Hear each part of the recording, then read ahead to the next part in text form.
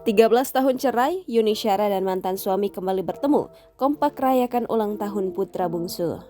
Sheila Obin Syahaan, putra bungsu Yuni Syara, baru saja ulang tahun ke-17 pada Senin 1 November 2021 kemarin.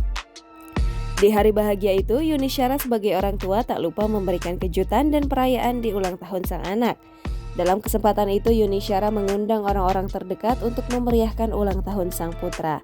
Henry Siahaan selaku mantan suami dari Yuni Syara rupanya juga hadir dalam kesempatan itu. Pertemuan ini tentu menjadi momen langka bagi Yuni Syara. Tak lupa kakak dari Krisdayanti itu mengabadikan momen dirinya dengan Henry Siahaan dan kedua putranya di laman Instagram.